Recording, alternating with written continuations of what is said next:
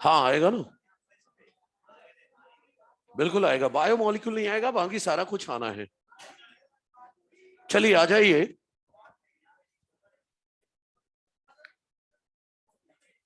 Okay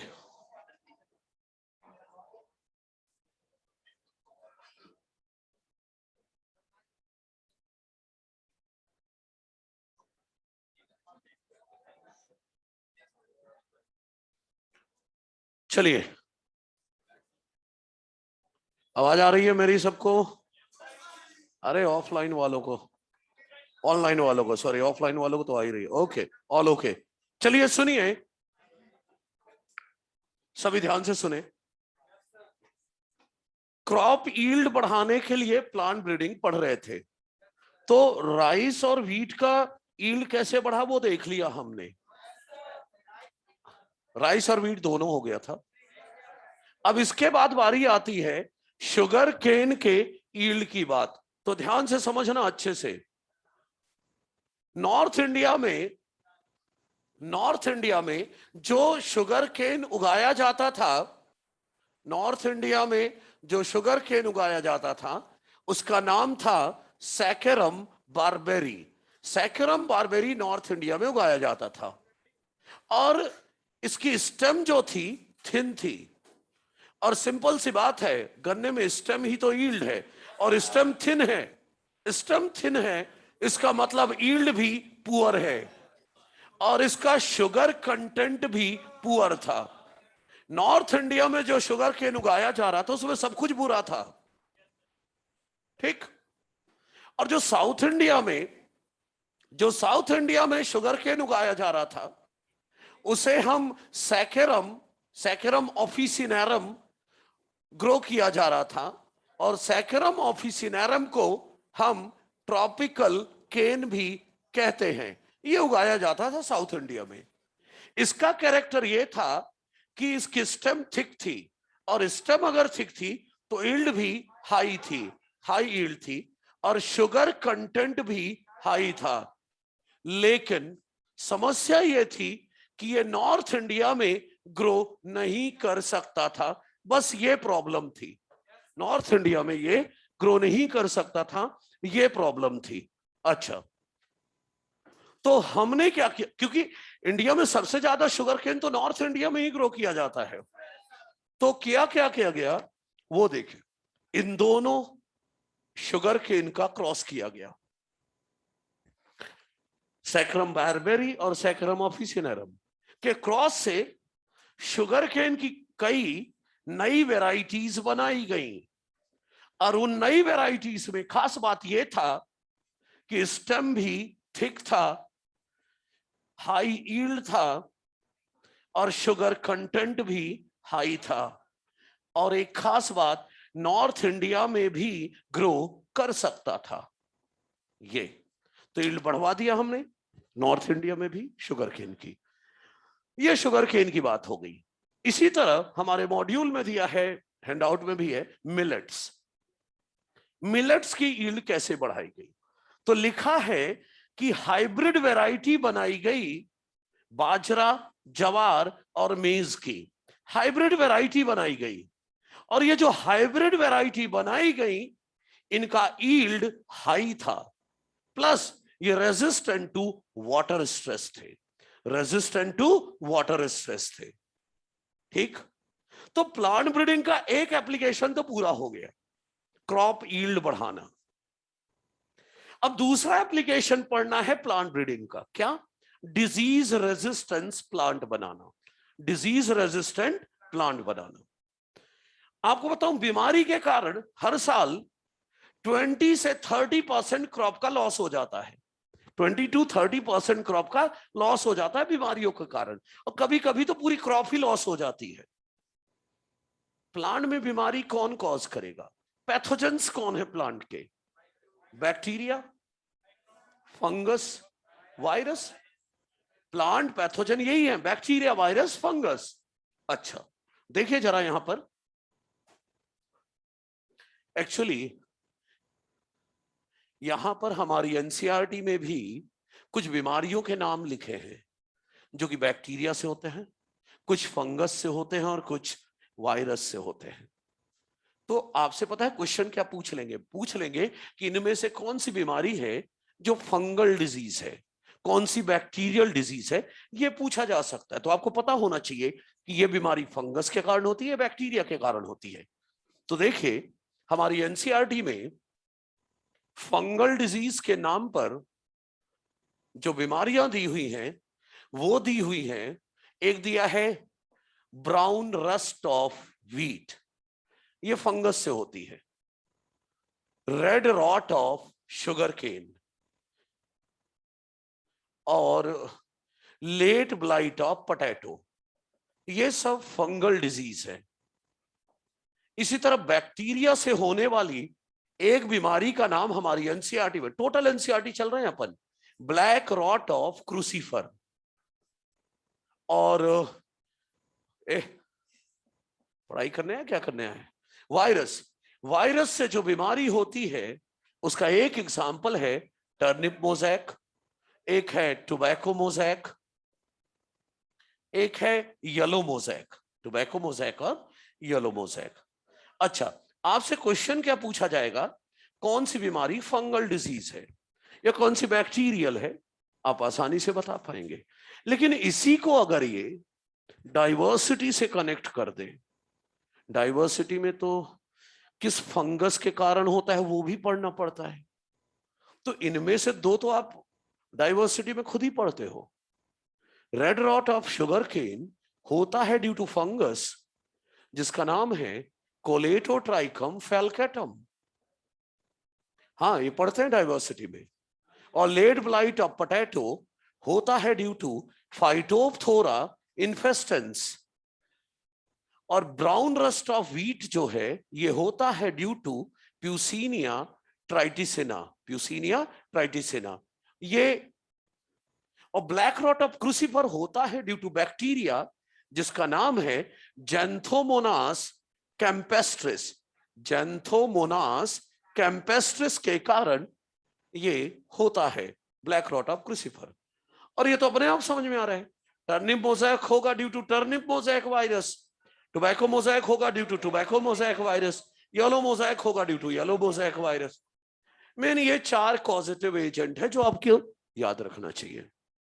और क्योंकि ये बीमारी एनसीईआरटी में है तो जो हैंडआउट लेकर बैठे हो वो तो ठीक है, मैंने बीमारी के नाम कौन कॉज करता है लिख दिया था। और जो एनसीईआरटी लेके बैठे हैं ये मॉड्यूल लिख दो ना, ये कॉजेटिव एजेंट कौन किसके कारण होता है ना। और इसके बाद मैं आगे बताता हूं।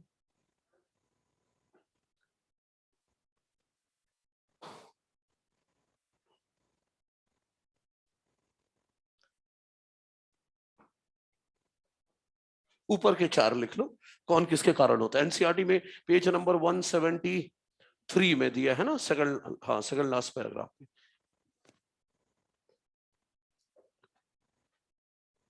हाँ हैंडआउट में है ना सब।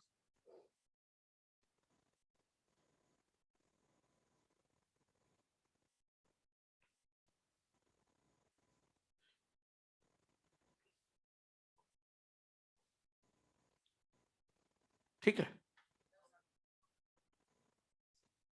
बोला खुल रहा है अभी, थर्ड पार्ट में होगा ये।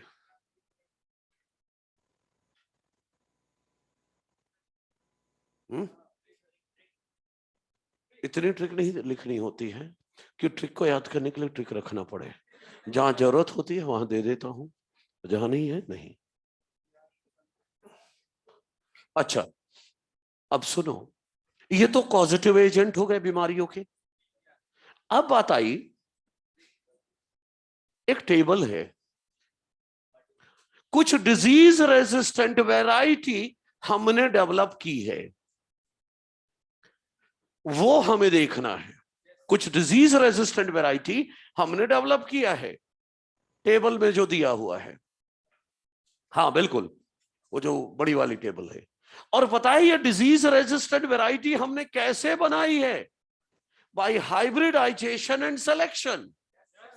मतलब क्वेश्चन पूछ लेगा वीट की वैरायटी हिमगिरी जो बनी है ये कैसे बनाई गई, तो हम बोलेंगे hybridisation and selection. Actually NCERT module या हैंडआउट कोई भी हो, इस टेबल के जस्ट ऊपर की लाइन अगर पढ़ा जाए तो मिल जाएगा ये कि ये जितनी भी डिजीज रेजिस्टेंट वैरायटी है वो हाइब्रिडाइजेशन और सिलेक्शन से बनाई गई है। और अक्सर ये लाइन लोग इग्नोर कर देते हैं, फिर सोचते कि पता ही नहीं था कैसे बनाई गई थी। तो याद रखना, ये इस टेबल में जितनी भी वैरायटी है सब बनाई गई है बाई हाइब्रिडाइजेशन एंड सिलेक्शन। बीमारी में क्या होता है वो नहीं तैयार करना है हमें, हमें ये याद रखना है जो मैं बोल रहा हूं। एक बार बोल देता हूं ताकि आपको ये हो जाए कि हाँ आप भी तैयार कर सकते हो। जैसे वीट की वैरायटी देखो क्या लिखी है, Himgiri, resistant to leaf and stripe rust and hill bunt. Brassica की वैरायटी बनाई गई है पूसा स्वर्णिम या करण राय भी कहते हैं, resistant to white rust. Cauliflower की वैरायटी बनाई गई है Pusa Shubhra and Pusa snowball K1, resistant to black rot and curl blight black rot. Cowpea, cowpea को हिंदी में लोबिया कहते हैं, लोबिया, लोबिया इंग्लिश में भी लोबिया ही कहते हैं काउपी को। तो अरे घर में पूछ लेना, पता चल जाएगा लोबिया क्या होता है। काउपी लोबिया की वैरायटी बनाई गई है Pusa Komal, resistant to bacterial blight. Chilli की वैरायटी बनाई गई है Pusa Sadabahar, resistant to chilli mosaic virus, tobacco mosaic virus and leaf curl. ये जितनी भी रेजिस्टेंट वैरायटी बनाई गई है सब में डिजीज रेजिस्टेंस की जीन कहां से मिली होगी, वाइल्ड वैरायटी से, बताया था ना। और इसका एक एग्जाम्पल हमारी एनसीईआरटी अब डिस्कस करती है, टेबल के जस्ट नीचे पैराग्राफ में एनसीईआरटी डिस्कस करती है, मैं भी बताता हूं। देखिए जो भिंडी है, भिंडी ही लिखा है एनसीईआरटी ने इसलिए मैं भिंडी बोल रहा हूं। तो भिंडी का जो साइंटिफिक नेम है एबेलमॉस्कस एस्क्युलेंटस, उसको अटैक करता था येलो मोज़ैक वायरस।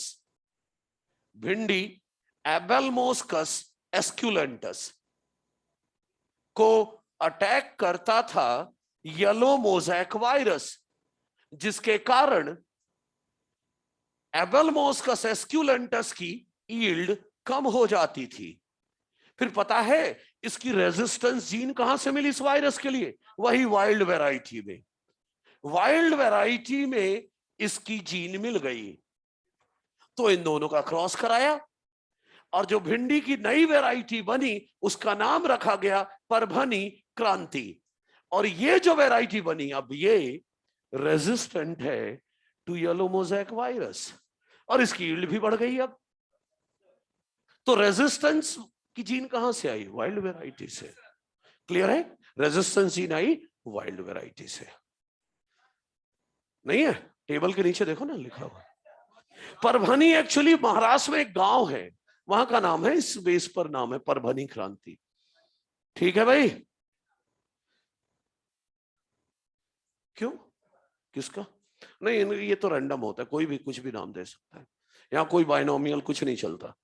ठीक है भाई, तो ये तो हम क्या पढ़ रहे थे, plant breeding for disease resistance. अब हमें पढ़ना है plant breeding for insect pest resistance. तो चलिए देखते हैं प्लांट ब्रीडिंग किसके लिए, इंसेक्ट पेस्ट रेजिस्टेंस के लिए। एनसीईआरटी में ध्यान से सुनिएगा, अरे कुछ प्लांट ना नेचुरली इंसेक्ट रेजिस्टेंट हो जाते हैं, कुछ प्लांट नेचुरली इंसेक्ट रेजिस्टेंट हो जाते हैं। कैसे, एक्चुअली उनमें कुछ कैरेक्टर आ जाता है अपने आप, कोई नेचुरल कैरेक्टर आ जाता है, कोई मॉर्फोलॉजिकल कैरेक्टर या कोई बायोकेमिकल कैरेक्टर या कोई फिजियोलॉजिकल कैरेक्टर आ जाता है। कुछ प्लांट नेचुरली इंसेक्ट पेस्ट के लिए रेजिस्टेंट हो जाते हैं।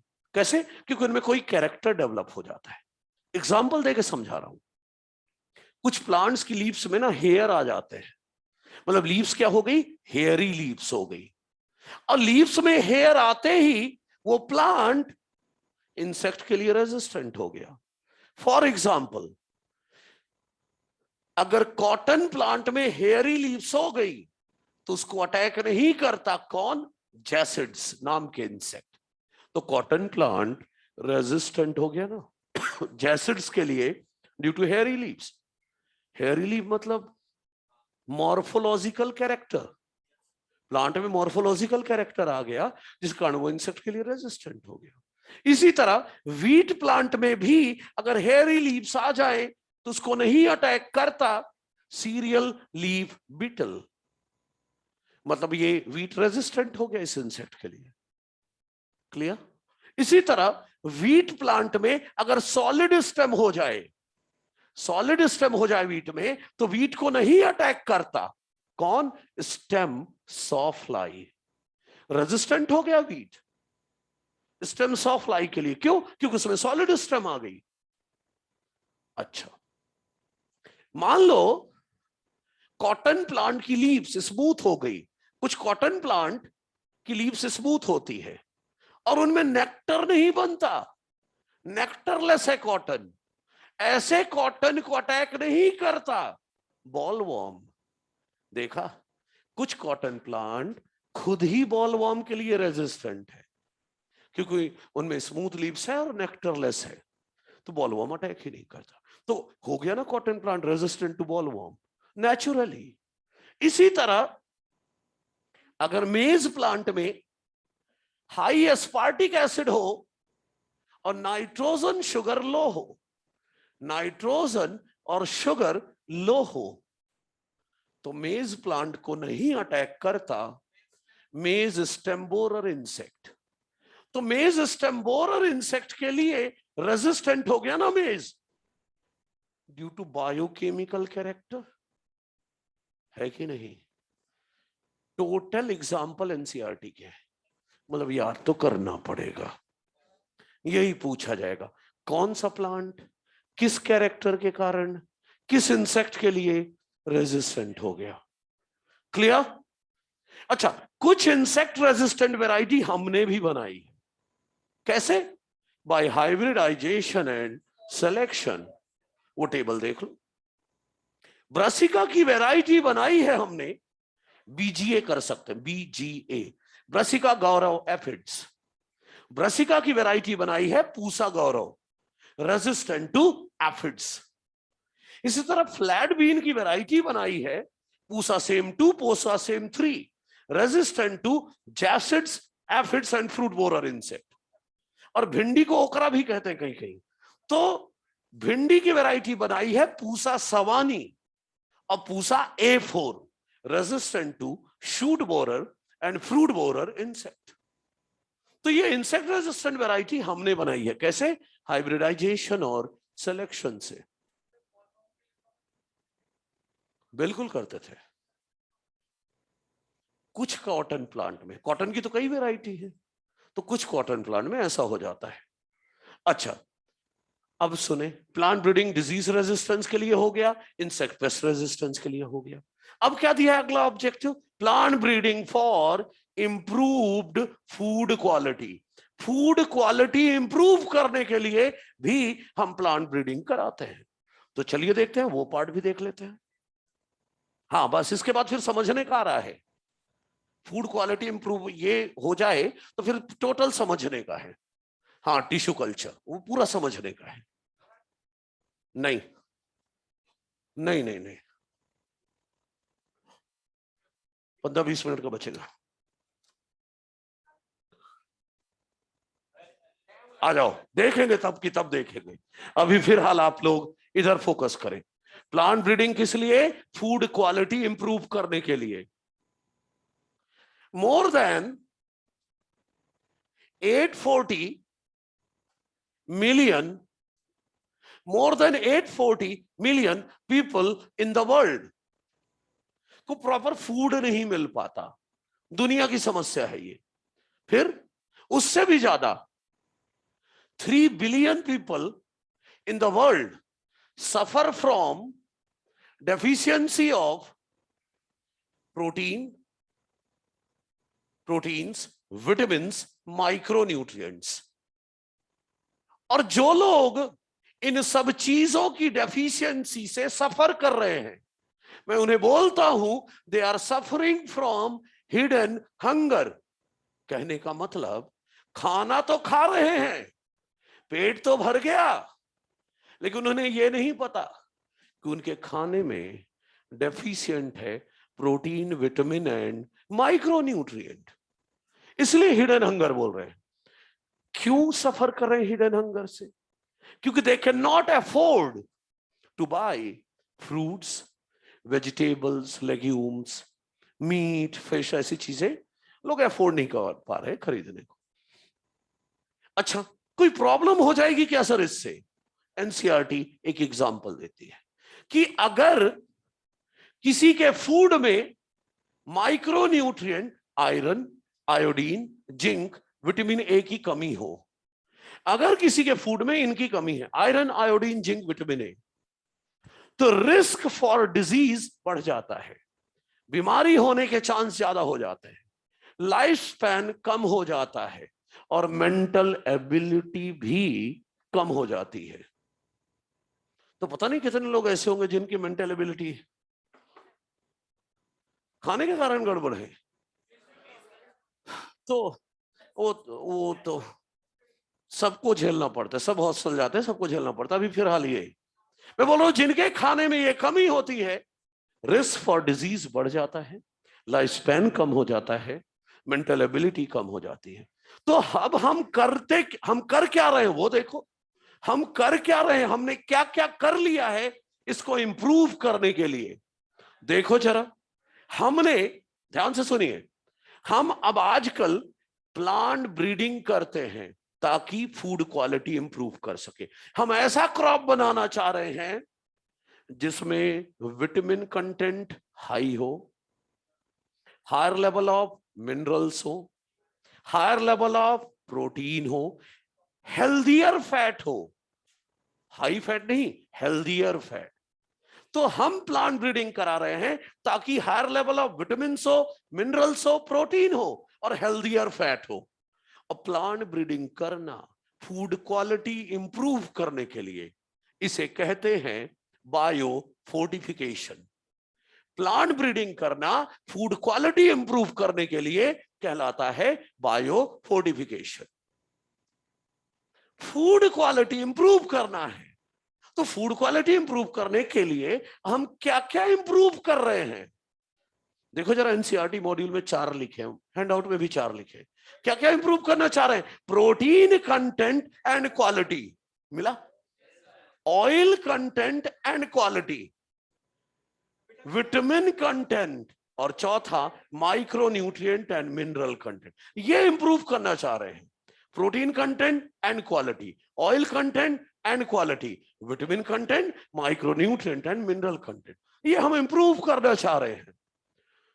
और हमने क्या क्या अचीव कर लिया है अभी तक, क्या क्या बना लिया है फूड क्वालिटी इंप्रूव करने के लिए, वो देखिए। अब आप, हमने क्या क्या कर लिया है देखिए।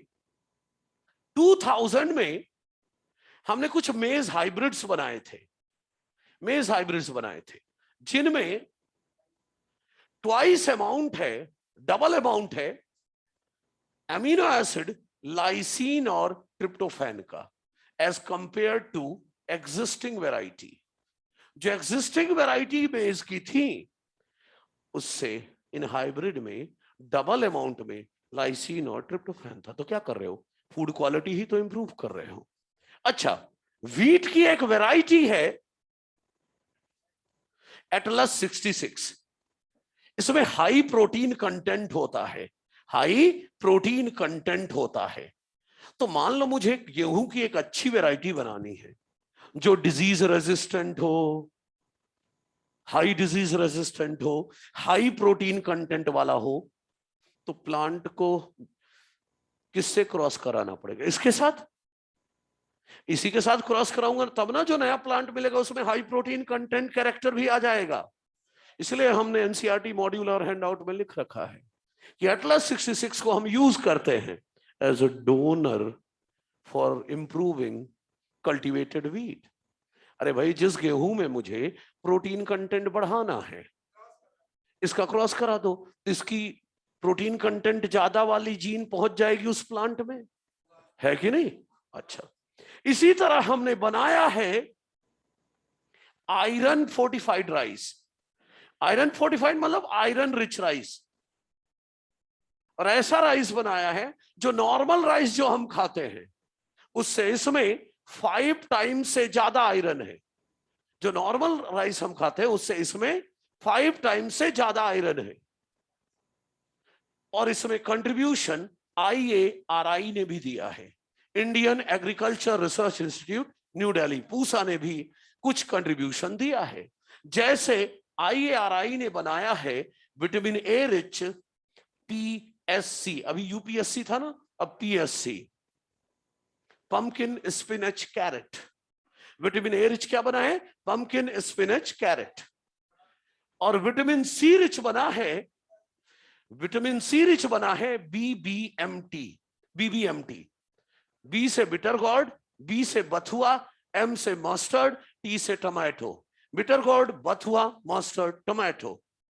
और आयरन और कैल्शियम रिच बनाया है, दोनों का दूसरा नंबर। बोले तो स्पिनच एंड बथुआ। अच्छा, बथुआ यूपी बिहार वाले तो जानते होंगे, साग बनता है जैसे सरसों का साग, वैसे ही इसका बनता है। किसी को पसंद आता है, किसी को नहीं आता है, वो अलग बात है। जो नहीं जानते बस उनको मैं साइंटिफिक नेम बता सकता हूं उसका, चीनोपोडियम एल्बा। चीनोपोडियम कहते हैं, कहीं पर चीनोपोडियम नाम आ जाए वो बथुआ है, चीनोपोडियम। हाँ तो उसका साग खाते हैं ना। और protein rich, protein rich, protein rich हमने तरह तरह की बीन्स बनाई है, देख लो लिखा होगा। प्रोटीन रिच हमने बीन्स बना ली है, broad bean, lablab bean, French bean, garden pea. तो प्रोटीन रिच तरह तरह की बीन्स बनाई है, ठीक है, ओके। तो फूड क्वालिटी इंप्रूव करने के लिए प्लांट ब्रीडिंग की बात हमने कर ली। और ये डाटा याद रखना है कि विटामिन ए रिच क्या बना, विटामिन सी रिच क्या बना, डायरेक्ट क्वेश्चन होगा, ठीक है। अब भाई सुनाने वाला टॉपिक खत्म हो गया इस चैप्टर का। अब सोचने समझने वाली बात आ गई है, प्लांट टिश्यू कल्चर। एनसीईआरटी में तो बस इतना ही सा दिया है, लेकिन हमें बहुत पढ़ना है क्योंकि क्वेश्चन बहुत से ही आता है। इसलिए चलिए, हाँ मॉड्यूल और हैंडआउट्स यूज करने होंगे। तो चलिए प्लांट टिश्यू कल्चर डिटेल में अब हम देखते हैं। हाँ,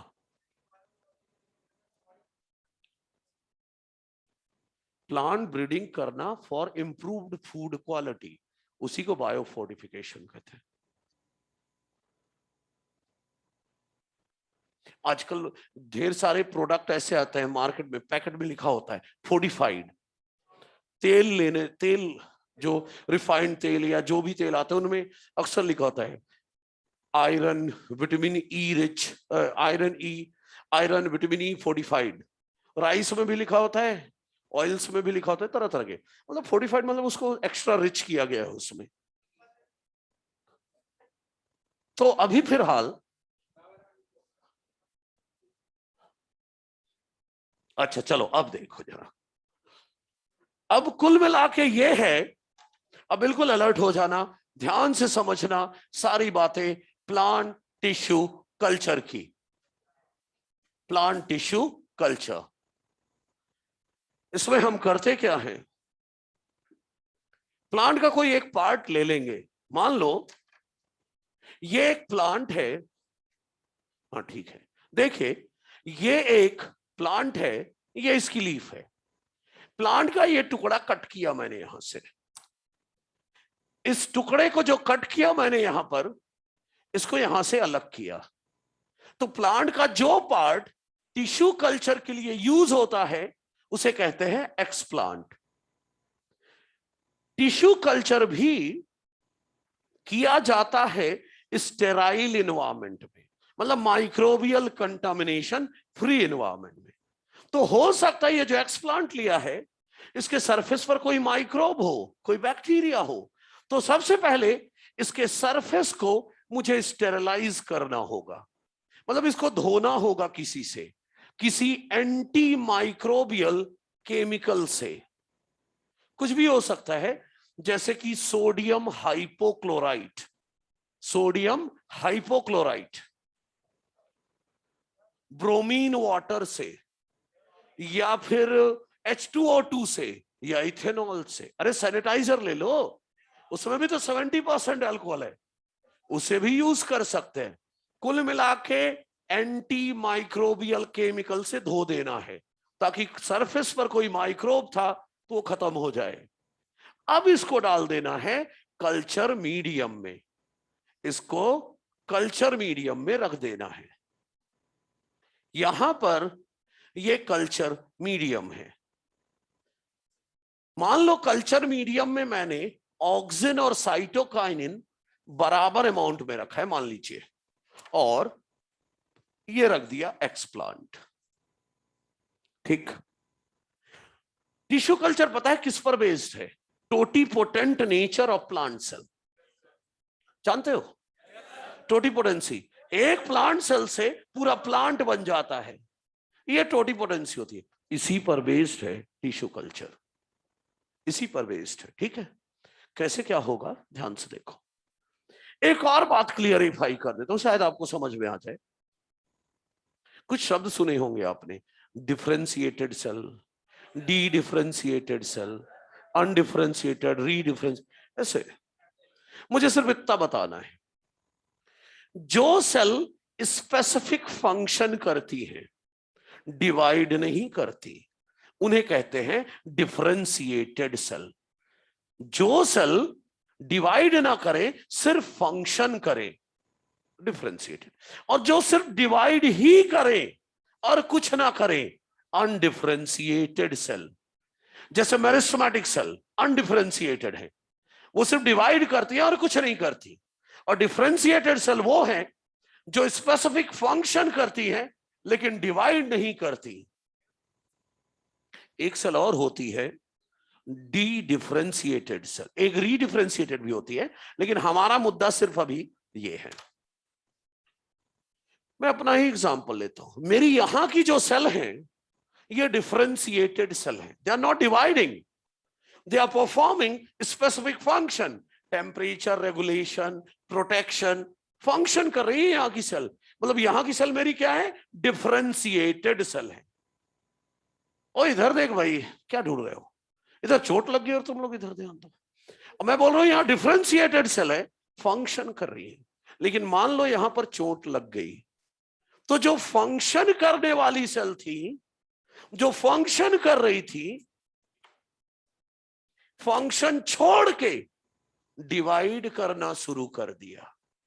ऐसी सेल को बोलते हैं डी डिफरेंशिएटेड सेल, और प्रोसेस को कहेंगे डी डिफरेंशिएशन।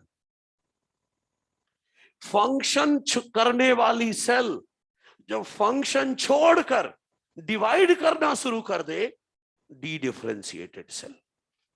और जब यहां घाव भर जाएगा, जब घाव भर जाएगा तो ये सेल फिर से डिवाइड करना छोड़कर फिर से फंक्शन करने लगेंगी, वो हो जाएंगी रीडिफरेंशिएटेड सेल। Redifferentiated, right? अच्छा, tissue culture is also based on dedifferentiation, dedifferentiation पर बेस्ड है। क्या देखो, ये कौन सा लिया है आपने? Leaf tissue. अरे लीफ की सेल ही तो है इसमें, एंड लीफ की सेल मतलब they were not dividing, they were performing specific function, photosynthesis करा रहे थे। लेकिन जब आपने कल्चर मीडियम में रखा, ऑक्सिन साइटोकाइनिन दिया, तो इन्होंने अपना फंक्शन छोड़ के डिवाइड करना शुरू किया। तो क्या हुआ? D differentiation. तो याद रखना है, टिश्यू कल्चर दो बातों पर बेस्ड है, एक तो टोटीपोटेंसी पर और दूसरा डी डिफरेंशिएशन पर। डिवाइड ना करने वाली सेल फंक्शन छोड़कर डिवाइड करने लग जाएं। क्लियर? हाँ बिल्कुल बिल्कुल। तो अब ये डिवाइड करने लग गई। अब जब डिवाइड करने लग गई, जब डिवाइड करने लग गई ये सेल, तो डिवाइड कर करके बना दिया irregular mass of actively dividing cell. Divide कर करके बना दिया irregular mass of actively dividing cell, और इसी को कहते हैं callus. Callus is what? Irregular mass of actively dividing cells. और ये जो कैलस बना ना, इससे मैं कम से कम 1000 पौधे बना सकता हूं। कितने पौधे बना सकता हूं? 1000। पत्ती का छोटा सा टुकड़ा लिया था, उसे 1000 पौधे बना सकता हूं टिश्यू कल्चर से। तो process of producing thousands of plant by tissue culture, इस प्रोसेस को कहते हैं माइक्रो प्रोपगेशन। क्या कहते हैं? Micro propagation. आइए देखिए अच्छे से। थाउजेंड्स ऑफ प्लांट बना लेना टिश्यू कल्चर से कहलाता है माइक्रो प्रोपगेशन। और सुनो, टिश्यू कल्चर से जो ये हजारों प्लांट बनेंगे, ये एक दूसरे से जेनेटिकली सिमिलर होंगे। मतलब जो बन रहे पौधे वो क्लोन्स होंगे। इसीलिए माइक्रो प्रोपगेशन का दूसरा नाम दिया जाता है क्लोनल प्रोपगेशन। प्रोपगेशन मतलब मल्टीप्लाई करना, क्लोन्स बना रहे हैं। तो मैं बोल रहा हूं प्रोसेस ऑफ प्रोड्यूसिंग, एनसीईआरटी की डेफिनेशन है ये, process of producing thousands of plant by tissue culture technique क्या कहलाता है? Micro propagation. और क्योंकि सारे प्लांट क्लोन होंगे, क्लोनल प्रोपगेशन भी कहते हैं। ध्यान से देखते जाइए, सब मिलेगा, हैंडआउट में सब बना रखा है, मैंने सब लिख रखा है, आप इंतजार करें सारी चीजों का। अभी सिर्फ बेसिक बातें बता रहा हूं, अब सुनो ध्यान से। अब मैं शुरुआत कर रहा हूं बेसिक लेवल को आगे बढ़ाने के लिए। सबसे पहले एक्स प्लांट, प्लांट का वो पार्ट जो टिश्यू कल्चर के लिए लिया जाता है। वो कुछ भी हो सकता है, शूट टिप हो सकता है, रूट टिप हो सकता है, बड, शूट बड हो सकता है, एंथर हो सकता है, ओव्यूल हो सकता है, एम्ब्रियो हो सकता, मतलब कोई भी लिविंग सेल हो सकती है। जनरली हम मेरिस्टेमेटिक सेल लेना पसंद करते हैं ताकि वो तुरंत डिवाइड करने लग जाए। तो लेने को कोई भी लिविंग सेल ले सकते हैं टिश्यू कल्चर के लिए। क्लियर है? तो प्लांट का कोई भी लिविंग पार्ट एक्स प्लांट के फॉर्म में यूज किया जा सकता है। अच्छा, अब दूसरी बात, सर कुछ कमेंट कर दो, कल्चर मीडियम। अरे कल्चर मीडियम न्यूट्रिशन देगा प्लांट सेल को। कल्चर मीडियम पाने के दो तरीके हैं, या तो लैब में खुद तैयार करो कंपोनेंट्स असेंबल करके। अगर मैं खुद तैयार करने बैठूं कल्चर मीडियम, तो क्या क्या डालना पड़ेगा मुझे? एक तो सुक्रोज डालना होगा जो कि रेस्पिरेशन में यूज होगा, एनर्जी देगा, और सुक्रोज टूटेगा तो कार्बन भी तो मिलेगा। मतलब प्लांट सेल्स को ये क्या क्या करेगा? Carbon source and energy source, carbon source and energy source का काम करेगा। और क्या डालूं कल्चर मीडियम में? Inorganic salt.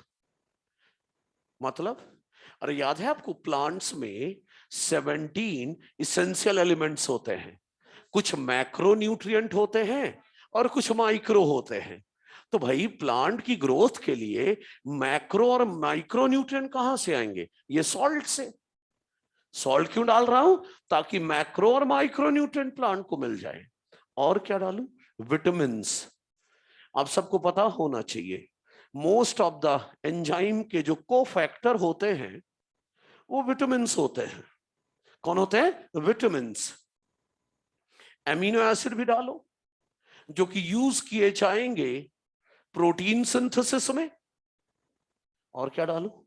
ग्रोथ रेगुलेटर, अरे growth hormone, auxin and cytokinin, auxin like 2,4-D, NAA naphthalene acetic acid, या IA इंडोल एसिटिक एसिड, और साइटोकाइनिन BAP बेंजाइल एमिनोप्यूरिन। अरे कुल मिला के ऑक्सिन और साइटोकाइनिन ये चाहिए।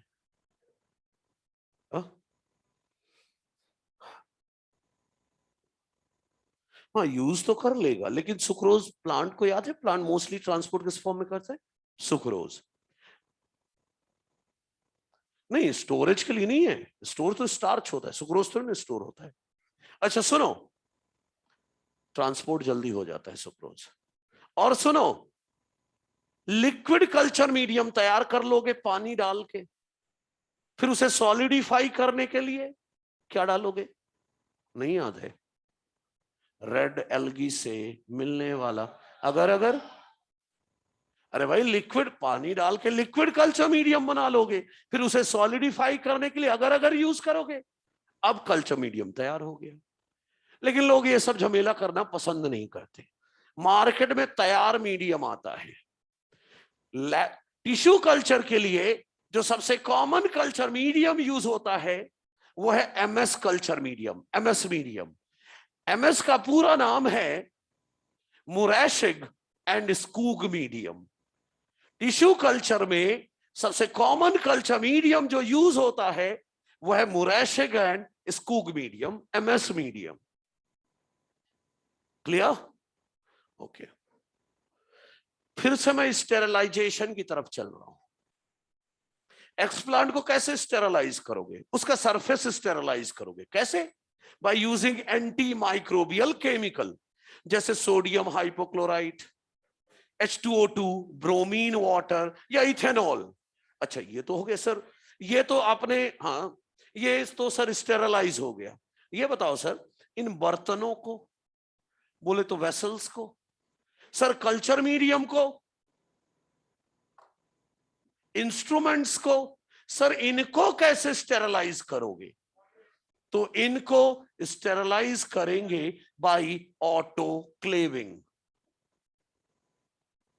ऑटोक्लेविंग ये पहली बार नहीं आया आपके सामने जी? नहीं, मैं बताऊं कहां आया है? 11th में। बताऊं कहां पर? साइटोकाइनिन की डिस्कवरी हेरिंग फिश के और स्पर्म सेल के जो डीएनए था ऑटोक्लेव्ड डीएनए से निकाला गया था। मतलब वो ऑटोक्लेविंग की गई थी। ऑटोक्लेविंग का मतलब सुन लो, अब किसी चीज को हीट करना 120 डिग्री सेल्सियस या 121 degree Celsius at 15 LBS pressure, बोले तो 50 LBS मतलब pound, 15 pound pressure for 15 to 20 minutes. 15 to 20 hand out में लिखा है, मैं इसको थोड़ा बढ़ा रहा हूं। 15 से 20 मिनट, कभी कभी 30 मिनट तक भी करते हैं। यह है, मॉड्यूल में नहीं लिखा है, मॉड्यूल में इसके लिए सिंपल टर्म लिखा है, ड्राई हीट। ड्राई हीट, हाँ तो ये क्या है? ड्राई हीट तो दे रहा हूं। एक्चुअल में ये वर्ड आता है, वो प्लांट फिजियो में ही आ जाता है, इसलिए पहले से पता होना चाहिए ना ऑटोक्लेव। तो 120 या 128, मोस्टली 121 यूज करते हैं। 121 डिग्री सेल्सियस, 15 पाउंड प्रेशर, और 15 से 20 मिनट, कभी कभी 30 मिनट तक भी हीट कर देते हैं। इतना ज्यादा हीट करोगे तो इनमें जितने भी माइक्रोब होंगे सब मर चुके होंगे। तो इनके स्टेरलाइजेशन का भी तरीका बता दिया, स्टेरलाइजेशन का काम खत्म हो गया। अब आपके मॉड्यूल में दिया है कि कितने टाइप के कल्चर पढ़ने हैं। देखो ना, 5 तरह के दिए हैं। पहला दिया है कि पढ़ना है कैलस कल्चर और suspension culture, callus culture and suspension culture. दूसरा मेरिस्टेम कल्चर, तीसरा एम्ब्रियो कल्चर, चौथा एंथर कल्चर या पोलन ग्रेन कल्चर, और पांचवा प्रोटोप्लास्ट कल्चर। जो लोग हैंडआउट देख रहे हैं उन्हें बताऊं कि एक आध दो पेज अभी आगे बढ़ जाना, बाद में वापस आ जाना। सबसे पहले कैलस कल्चर और सस्पेंशन कल्चर बताने जा रहा हूं मैं, callus culture and suspension culture, क्योंकि ये सिंपल सा है। फिर मैं थोड़ा लेवल आगे वाली बात करूंगा। तो सुनिए, सबसे पहले अब मैं आपको बताने जा रहा हूं कैलस कल्चर।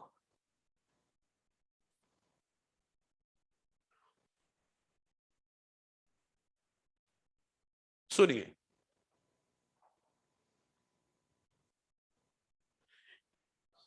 कैलस कल्चर, ये डायग्राम कैलस कल्चर का है, ये पूरा हो गया। सस्पेंशन कल्चर बोल देता हूं, कैलस कल्चर यही तो है। प्लांट का एक पार्ट ले लो, एक्सप्लांट, उसको सरफेस को स्टेरलाइज करो और सॉलिड कल्चर मीडियम में रखना है। सॉलिड कल्चर मीडियम, कोई प्लेट में या टेस्ट ट्यूब में, सॉलिड कल्चर मीडियम में रखना है। ऑक्सिन साइटोकाइनिन बराबर रखना है, राइट? तो 2-3 हफ्ते में 2-3 हफ्ते में ये सेल्स डिवाइड कर करके बना लेंगी irregular mass of actively dividing cell, that is callus. यही है कैलस कल्चर। अब कुछ लोग सोचेंगे सर ऑक्सिन साइटोकाइनिन बराबर क्यों रख रहे हो? मैं यहां से नहीं ला रहा हूं, वही साइटोकाइनिन हार्मोन से ही ला रहा हूं। जब ऑक्सिन साइटोकाइनिन बराबर रखते हैं तो कैलस बनता है। साइटोकाइनिन बढ़ा दो, ऑक्सिन कम रखो, साइटोकाइनिन बढ़ा दो, शूट फॉर्मेशन होता है, शूट बनता है, स्टेम बनते हैं। उल्टा कर दो, साइटोकाइनिन कम कर दो, ऑक्सिन बढ़ा दो तो रूट बनता है। ये कॉम्बिनेशन वहां इसीलिए याद कराया जाता है साइटोकाइनिन में, ताकि यहां ना बताना पड़े। फिर भी मैं बता रहा हूं, अभी दोबारा लिखूंगा ये सारी चीजें। तो कॉम्बिनेशन यही रखना है, ऑक्सिन साइटोकाइनिन बराबर रखना है, कैलस बन गया। तो कैलस कल्चर तो हो गया भाई। अब दूसरा क्या है? Suspension culture. अरे नाम ही बता रहा है कि इस बार लिक्विड कल्चर मीडियम यूज होगा। तो सस्पेंशन कल्चर में हम लिक्विड कल्चर मीडियम लेंगे, लिक्विड कल्चर मीडियम, और एक्स प्लांट के फॉर्म में हम रखेंगे कोई एक सेल या ग्रुप ऑफ सेल। एक सेल डाल दो या ग्रुप ऑफ सेल डाल दो। अब ये सेल डिवाइड करेगी। अब जब डिवाइड करेगी तो क्या बनेगा? अरे नहीं भाई, देखो तो क्या बन गया? ग्रुप ऑफ सेल, या बोलो क्लम्प ऑफ सेल्स। क्या बन गया? सेल डिवाइड कर करके क्लम्प ऑफ सेल। और अगर क्लम्प ऑफ सेल बन गया तो क्या आप ये फील कर पा रहे हैं कि जो सेल बिल्कुल बीच में होगी, जो सेल बीच में होगी क्लम्प में, उसे प्रॉपर ऑक्सीजन और न्यूट्रिशन नहीं मिल पाएगा, उससे उस सेल की डेथ हो सकती है। इसीलिए सस्पेंशन कल्चर के दौरान इस कंटेनर को लगातार शेक किया जाता है। यह कंटेनर पूरा शेक होता रहता है। बोले तो एजिटेशन, मतलब एजिटेट करना, शेक करना। यह कंटेनर लगातार शेक होता रहता है।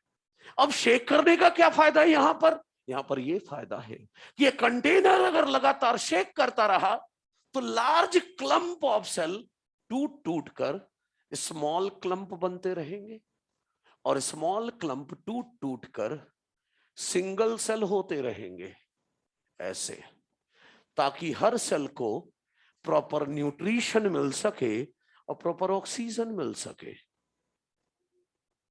आने देना, भी सुन। तो अब ये जानकारी के हिसाब से आप बताओ, कैलस कल्चर या सस्पेंशन कल्चर, कौन फास्ट ग्रो करेगा?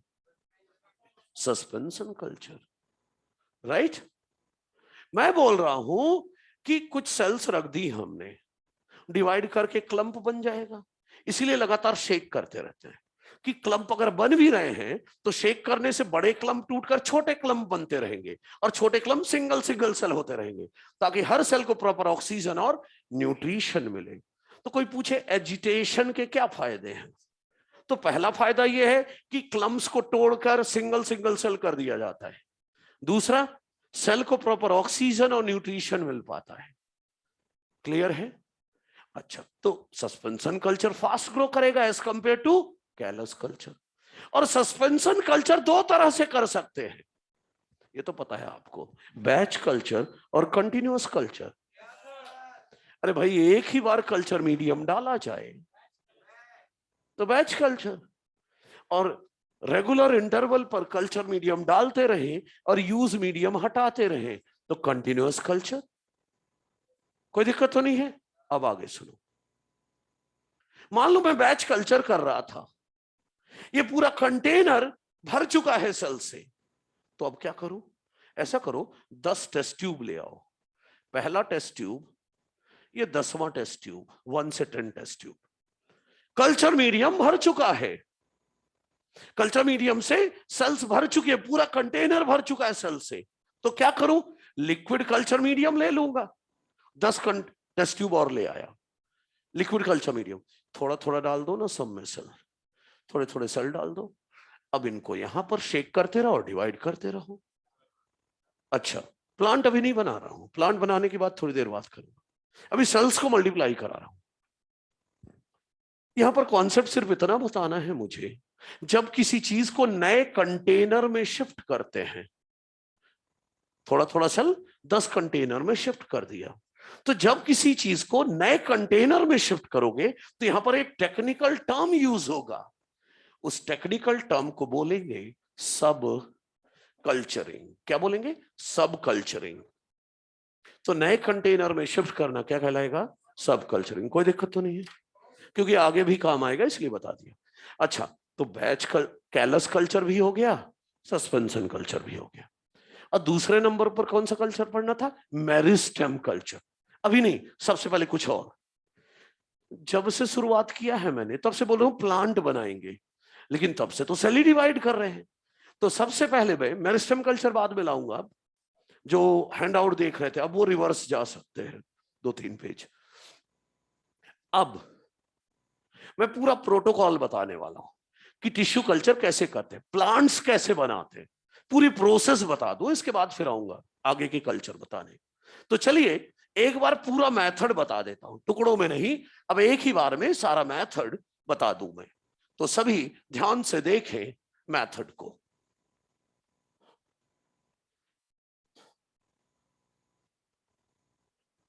देखो, यहां तक तो यही रहने दो।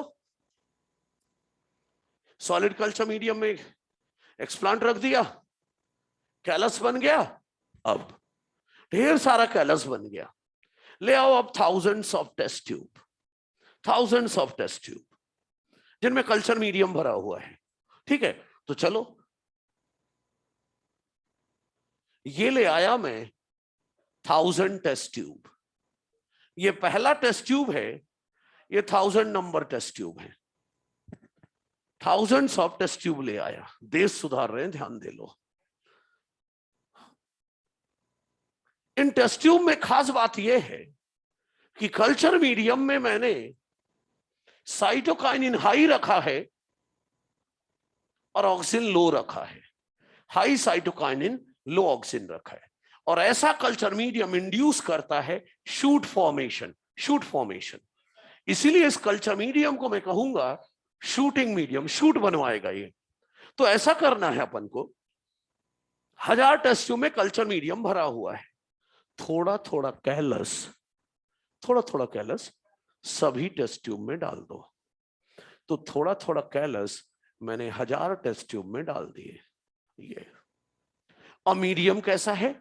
ऐसा मीडियम है जो फेवर करता है शूट फॉर्मेशन। तो कैलस से बनने लगेगा शूट। तो देखो कैलस से शूट बनने लगा। देखा जाए तो मैंने नए कंटेनर में शिफ्ट किया है कैलस थोड़ा थोड़ा, मतलब मैंने किया है सब कल्चरिंग। समझ रहे हैं?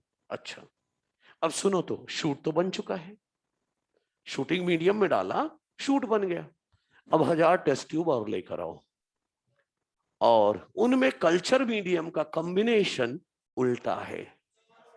लो साइटोकाइनिन, हाई ऑक्सिन, प्रमोट करता है रूट फॉर्मेशन।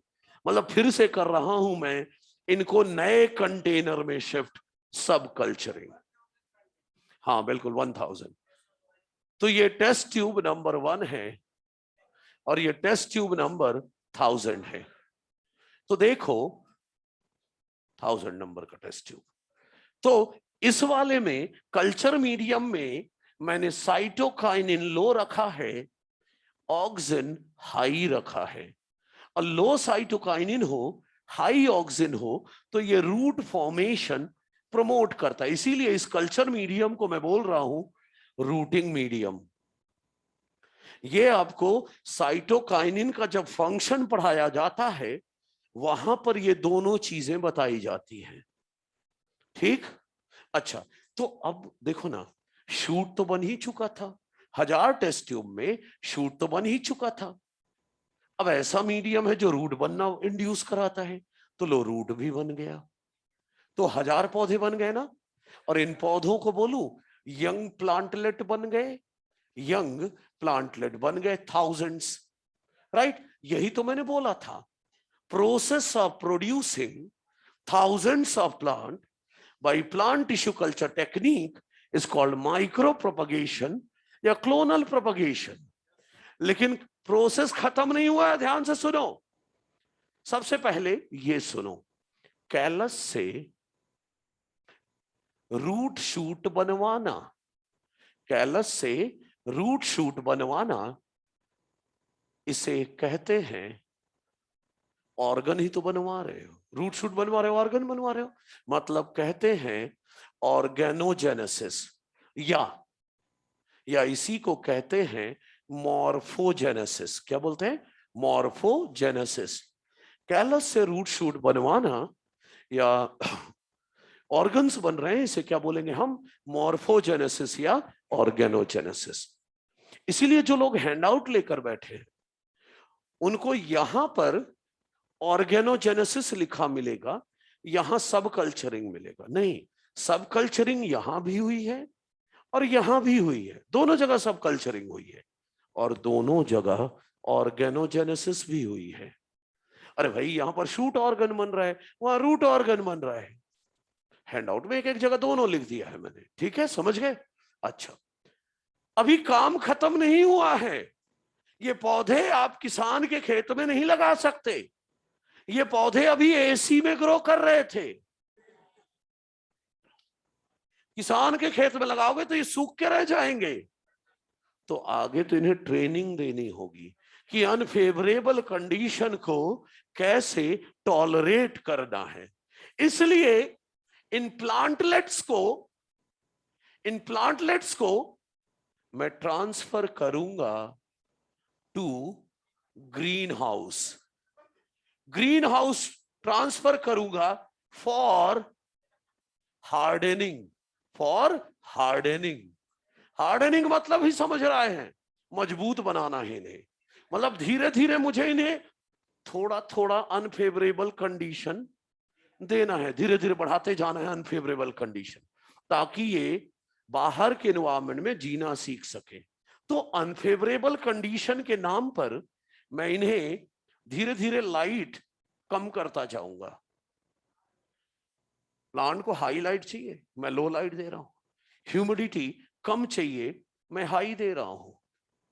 तो कहने का मतलब मैं इनको अनफेवरेबल कंडीशन दूंगा ग्रीन हाउस में। धीरे धीरे, एक ही झटके में नहीं कर दूंगा पूरा अनफेवरेबल कि सब मर जाए। धीरे धीरे अनफेवरेबल कंडीशन बढ़ाते जाऊंगा, ठीक है?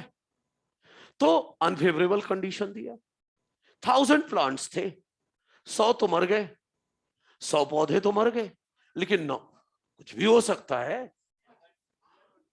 हाँ, कुछ भी हो सकता है, 100 के 100 जी गए, कोई बात नहीं। लेकिन मान लो 100 पौधे मर गए, लेकिन 900 तो मिले ना। वो जो 900 पौधे मिले, उन्हें अब आप गार्डन में या फील्ड में उगा सकते हैं। अब तू खेत में पंखा लगा या एसी मुझे नहीं पता, गार्डन और फील्ड में उगा सकते हो। समझ गए मेरी बात?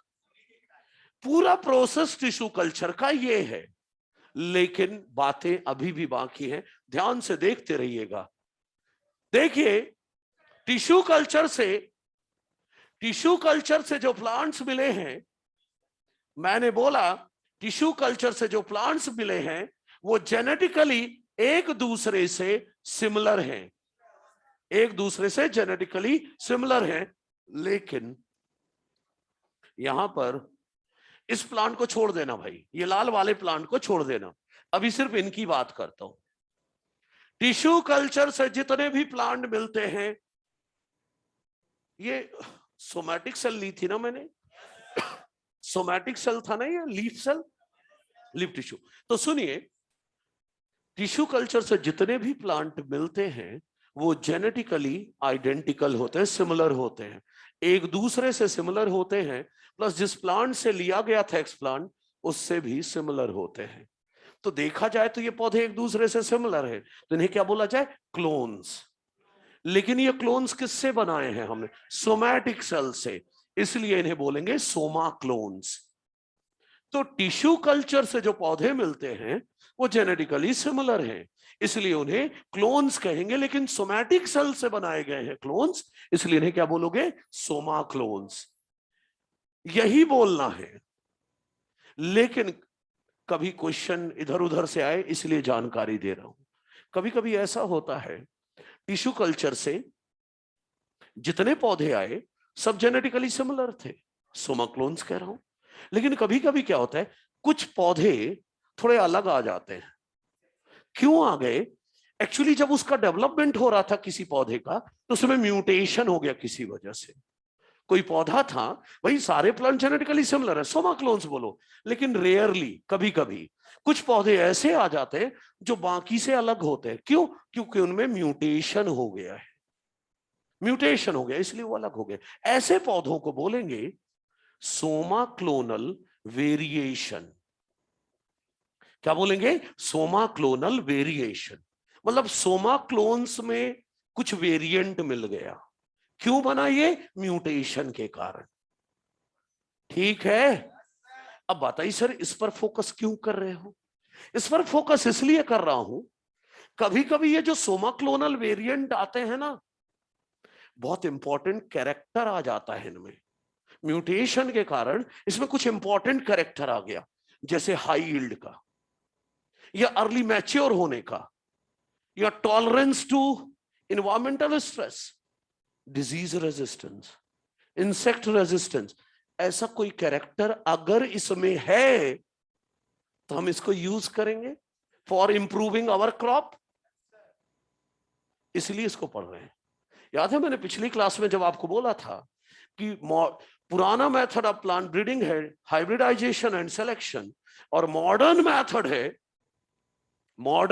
है mutation breeding, tissue culture, genetic engineering and Soma clonal variation. तो मैंने बोला था कि बताऊंगा, ये वो है। तो मॉडर्न मेथड ऑफ में ये भी है सोमा क्लोनल वेरिएशन। मतलब सोमा क्लोनल वेरिएशन, भाई डेवलप हो रहे थे पौधे, कुछ में म्यूटेशन हो गया तो वो बाकी से अलग हो गए, तो नहीं क्या बोलोगे? Soma clonal variation. और म्यूटेशन कुछ ऐसा हुआ कि वो हमारे एग्रीकल्चर के लिए अच्छा कैरेक्टर है, तो इसको यूज करो ना अपनी क्रॉप वेराइटी को इंप्रूव करने के लिए। क्लियर है? अच्छा, ये सब डायग्राम में मैंने लिख रखा है। अभी भी बात पूरी नहीं हुई है, चुप हो जा, कभी पूरी नहीं होगी। अच्छा सुनो, अभी भी बात पूरी नहीं हुई है। माइक्रो प्रोपगेशन दो तरह का होता है। ये जो आपने ऊपर पढ़ा, ये पहला टाइप है, इसे कहता हूं मैं माइक्रो प्रोपगेशन का पहला टाइप, ऑर्गेनोजेनेसिस, या बोलूं मल्टीपल शूटलेट फॉर्मेशन। एक ही बार में 1000 शूट बने थे, है कि नहीं? थाउजेंड्स ऑफ प्लांट बने।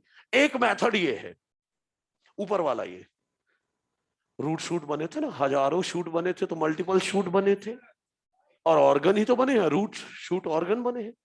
माइक्रो प्रोपगेशन का एक मेथड ये है, और दूसरा मेथड है जो कि यहां पर अभी नहीं दिख रहा है आपको, वो है सोमैटिक एम्ब्रियोजेनेसिस। ये दूसरा मेथड है, सोमैटिक एम्ब्रियोजेनेसिस। अच्छा सुनो, ये कैसे होगा? देखो, हैंडआउट में भी जगह नहीं थी तो मैंने भी हाथों से नीचे ही बनाया था डायग्राम को। देखिए यहां पर मैंने एक एक्सप्लांट रखा, बस थोड़ा सा अंतर कर दिया। कल्चर मीडियम में मैंने ऑक्सिन इक्वल टू साइटोकाइनिन नहीं रखा, ऑक्सिन बराबर साइटोकाइनिन नहीं रखा, बल्कि मैंने कल्चर मीडियम में डाल रखा है एमोनियम नाइट्रेट। क्या डाल रखा है? Ammonium nitrate plus high concentration of oxygen. अगर ऐसा कंडीशन दे दूं तो कैलस फॉर्मेशन नहीं होगा। अगर कल्चर मीडियम को में एमोनियम नाइट्रेट और हाई कंसंट्रेशन ऑफ ऑक्सीजन दे दूं तो कैलस नहीं बनेगा। फिर क्या बनेगा देखो तो। जब ऐसा एक्सपेरिमेंट किया गया था तो देखा ये गया, ऐसा जैसा कुछ बना, ऐसा कुछ छोटा सा बना, एम्ब्रियो लाइक स्ट्रक्चर। क्या बना? Embryo like structure. किससे? सोमैटिक सेल से। किससे बना? सोमैटिक सेल से। इसलिए इसका नाम रखा गया सोमैटिक एम्ब्रियो। और ये एम्ब्रियो लाइक स्ट्रक्चर है, इसलिए एम्ब्रियोइड भी कहते हैं। क्या ये सेक्सुअल रिप्रोडक्शन से बना है, जाइगोट से बना है क्या? नहीं, सोमैटिक सेल से बना है, इसलिए इसे कहते हैं नॉन जाइगोटिक एम्ब्रियो। एक बार क्वेश्चन आया था कि एम्ब्रियोइड क्या है, तो क्या बोलोगे? सोमैटिक सेल से टिश्यू कल्चर के दौरान बनने वाला एम्ब्रियो लाइक स्ट्रक्चर। और सोमैटिक एम्ब्रियो का बनना ही कहलाता है सोमैटिक एम्ब्रियोजेनेसिस। तो पूरी बात ध्यान से सुनिए, अगर कल्चर मीडियम में ammonium nitrate and high oxygen डाला जाए तो कैलस नहीं बनता, एक एम्ब्रियो जैसा स्ट्रक्चर बनता है, और उसको हम नाम दे देते हैं सोमैटिक एम्ब्रियो या एम्ब्रियोइड या नॉन जाइगोटिक एम्ब्रियो। और सोमैटिक एम्ब्रियो का बनना कहलाता है सोमैटिक एम्ब्रियोजेनेसिस। और आपको एक बात और बताऊं, जो सेक्सुअली प्रोड्यूस एम्ब्रियो होता है ना, जाइगोट से जब एम्ब्रियो बनता है, टेट्राड स्टेज आता है, फिर ऑक्टेट स्टेज आता है, ग्लोबुलर स्टेज आता है, heart shape stage, torpedo stage, वो सारे होते हैं ना। तो वो जो एम्ब्रियो था सेक्सुअल रिप्रोडक्शन में जो बना था, वो जिन जिन स्टेजेस से पास होता है, ये भी उन्हीं स्टेजेस से पास होता है। मतलब इसका डेवलपमेंट मिमिक करता है, रिजेंबल करता है to development of sexually reproduced embryo. Clear है? ओके, ठीक है। सोमैटिक एम्ब्रियोजेनेसिस, सर दोनों में अंतर क्या है? उसमें एक ही झटके में 1000 पौधे बना लिए थे, लेकिन यहां तो एम्ब्रियो बना है। एम्ब्रियो से तो एक ही पौधा बनेगा ना। इस एम्ब्रियो को आप शूटिंग मीडियम में रख दो, शूट बन जाएगा, फिर रूटिंग मीडियम में रख दो, रूट बन जाएगा, पौधा बना एक। ये अंतर है, वहां हजारों पौधे बन रहे हैं, यहां पर एक ही बनेगा। अभी एक छोटी सी बात बताने क्यों बैठा मैं, नीट में एक बार क्वेश्चन आया था, which one of the following is a method of micro propagation? Which of the following is a method of micro propagation? और ये ऑप्शन में नहीं था ऊपर वाला, तो आंसर गया था सोमैटिक एम्ब्रियोजेनेसिस। तो बताना जरूरी है ना, इसलिए बताया मैंने। क्लियर है? अरे ढूंढना मिल जाएगा, काहे टेंशन लेता है, मैंने बोला है मतलब होगा। अच्छा सुनो, ये तो हो गया टिश्यू कल्चर टेक्निक कैसे की जाती है। ये पूरा हैंड आउट में एक एक चीज कलरफुल डायग्राम के फॉर्म में बना रखा है मैंने, ठीक है? वो तो तू प्रिंट आउट कराएगा तब ना, ब्लैक एंड व्हाइट, जब तक वहां है कलर्ड रहेगा, या कलर्ड प्रिंटर यूज करना होगा। अच्छा सुनो, हाँ किसका?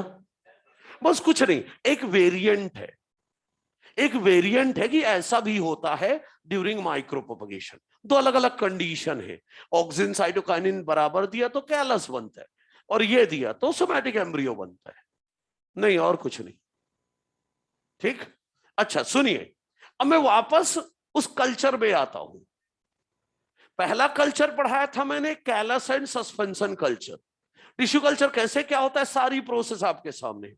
अब दूसरा आ रहा है मेरिस्टेम कल्चर, जैसा कि नाम बता रहा है,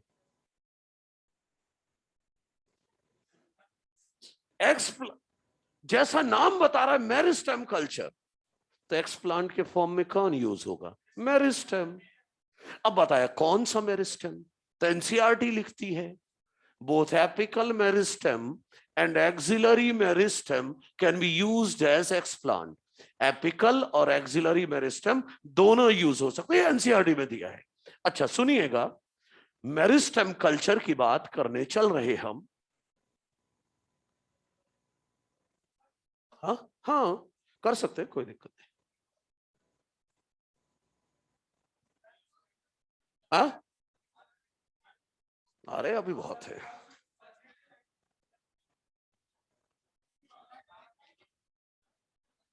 आपको पता है जितना पढ़ाना है वो करके ही जाऊंगा मैं, अभी तो टाइम भी नहीं हुआ है, तो अभी आप सिर्फ देखते रहे।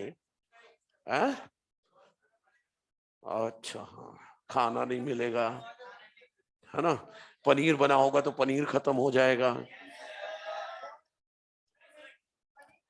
ठीक है, कोई बात नहीं। अभी फिलहाल आप ये देखें जो मैं बताने जा रहा हूं। क्या चीज? Meristem culture. एक्सप्लांट के फॉर्म में कौन यूज होगा? Apical meristem and axillary meristem. तो बिल्कुल अलर्ट होकर ध्यान से समझिएगा, क्योंकि अब जो कल्चर है उनमें मेन क्वेश्चन जो होगा कि ये क्यों किए जाते, ऑब्जेक्टिव से ही क्वेश्चन बनता है। तो देखिए,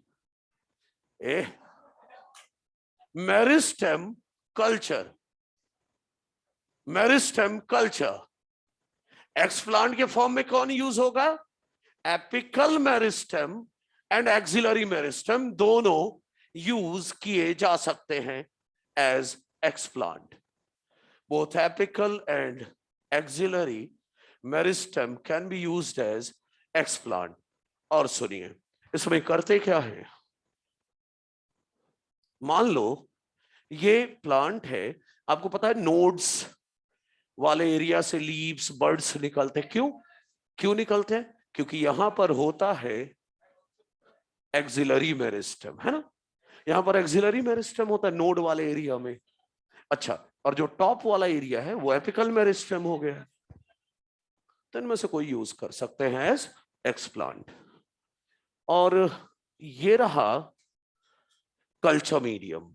कल्चर मीडियम में मैं रिच कर रहा हूं इसे, culture medium rich in cytokinin कर रहा हूं। तो कल्चर मीडियम कंटेनिंग साइटोकाइनिन कर रहा हूं। और एक्सप्लांट के फॉर्म में एपिकल मेरिस्टेम लेना है तो शूट टिप, और अगर एक्सिलरी मेरिस्टेम लेना है तो बोलू नोड वाला हिस्सा ले लो। मान लो मैंने नोड वाला हिस्सा ले लिया, ऐसे ही दिख रहा है ना ये वाला हिस्सा। मतलब एक्सप्लांट के फॉर्म में आप ले सकते हो या तो शूट टिप मतलब एपिकल मेरिस्टेम, या नोडल सेगमेंट नोड वाला हिस्सा, बोले तो एक्सिलरी मेरिस्टेम ले सकते हो एज एक्सप्लांट, ये ले सकते हैं। अब बात आई कि साइटोकाइनिन क्यों डाला गया। एक्चुअली साइटोकाइनिन प्रमोट करता है, साइटोकाइनिन एपिकल डोमिनेंस को खत्म करता है। एपिकल डोमिनेंस मतलब लंबाई बढ़ना।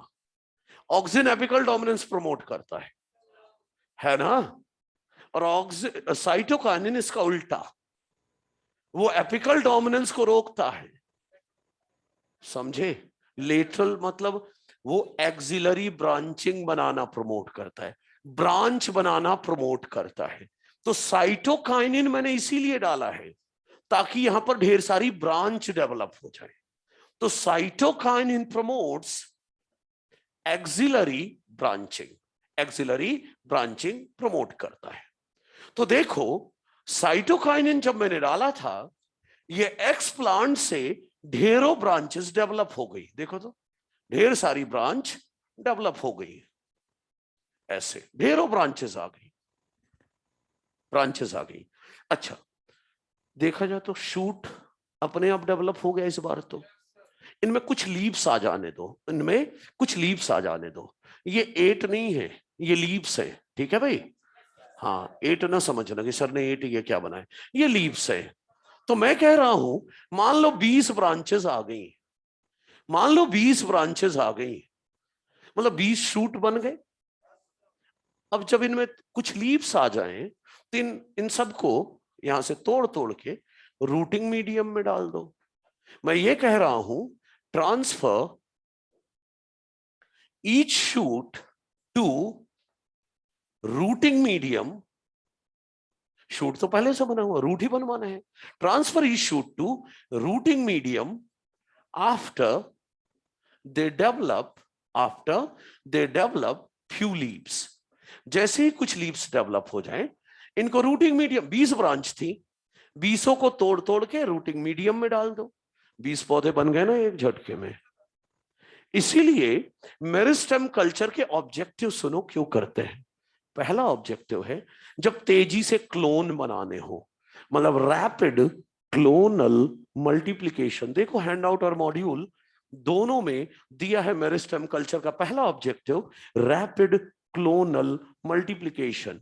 तेजी से क्लोन बनाने हैं तो फटाफट बना लो मेरिस्टेम कल्चर से। ठीक, मिला मॉड्यूल में? हाँ, इसको बांध लेना, क्या है मुझे। हाँ, तू भी क्या है, ऐसे बंद करके वैसा होना चाहिए। अच्छा चलो, अभी फिर हालिया देखो। सावधानी हटी, दुर्घटना घटी, है ना। कुछ नहीं है तो टॉवेल ओवेल बांध ले, गमछा ले आया कर, बांध लिया कर। अच्छा चलो सुनो, मैं ये कह रहा हूं शूटिंग मीडियम, देखो यहां पर शूट पहले से डेवलप हो चुका था, रूट डेवलप करानी थी। अच्छा, तो एक ऑब्जेक्टिव क्या था, रैपिड रेट से क्लोन बनाना हो, रैपिड क्लोनल मल्टीप्लीकेशन, पहला ऑब्जेक्टिव। अब दूसरा नहीं, तीसरा देखो क्या लिखा है, कंजर्वेशन ऑफ जर्म प्लाज्म। मान लो ये पौधा एक्सटिंक्ट होने के किनारे है, बस एक्सटिंक्ट होने वाला है, तो मेरिस्टेम कल्चर से बना लो ना करोड़ों प्लांट और एक्सटिंक्शन से बचा लो।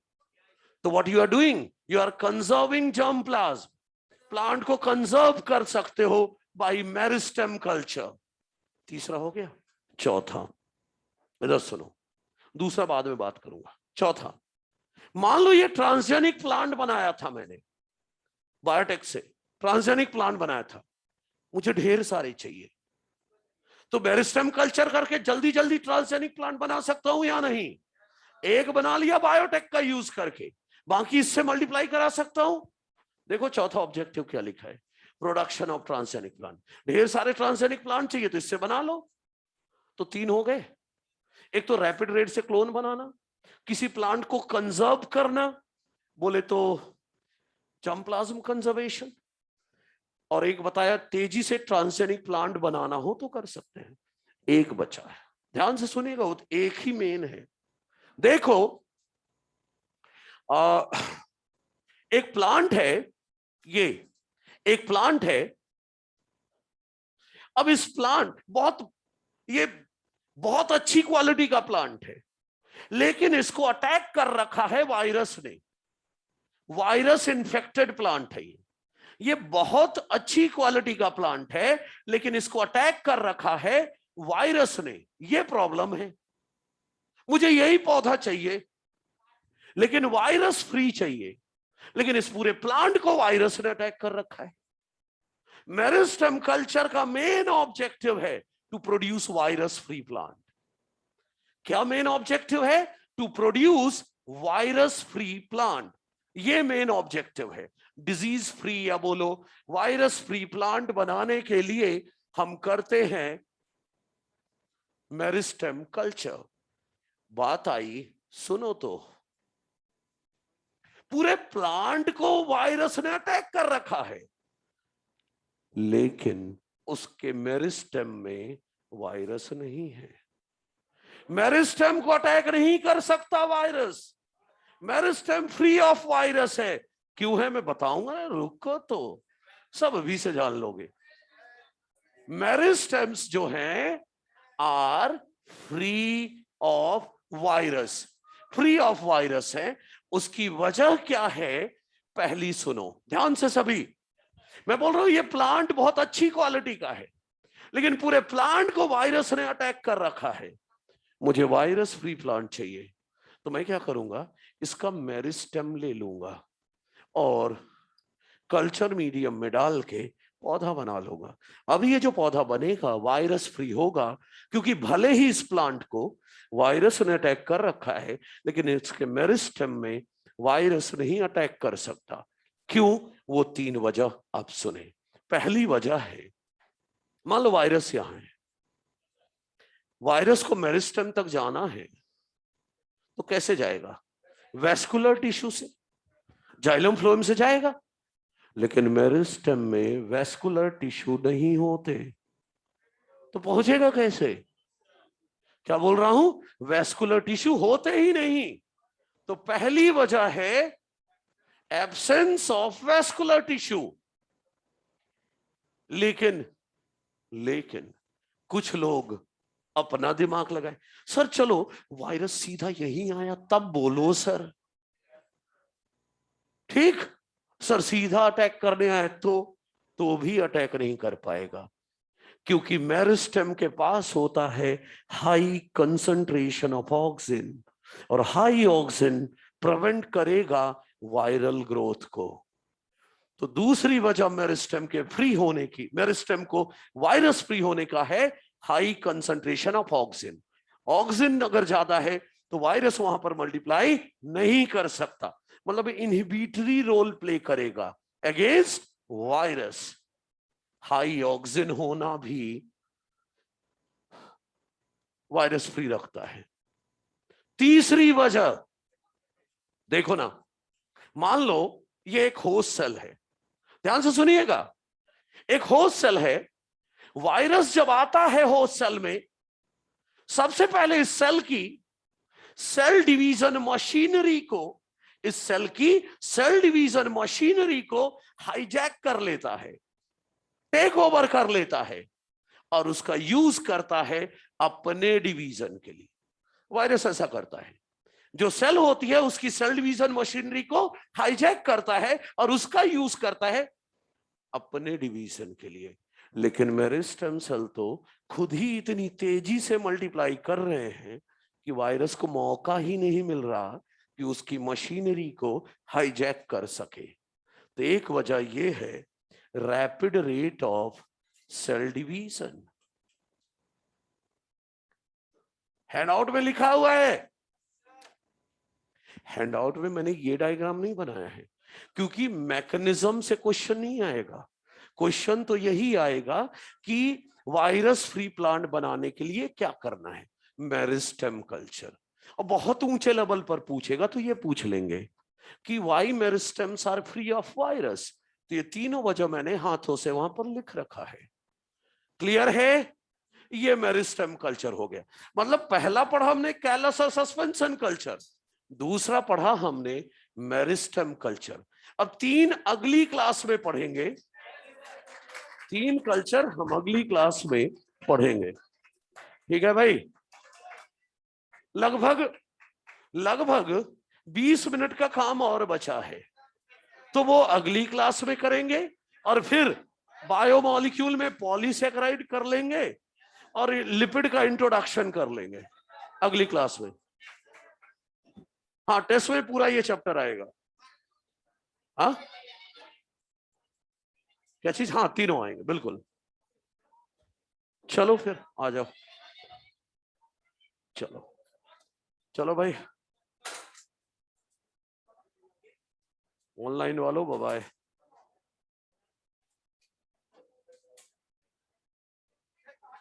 अरे सैयद कुछ भी हो सकता है। ओके।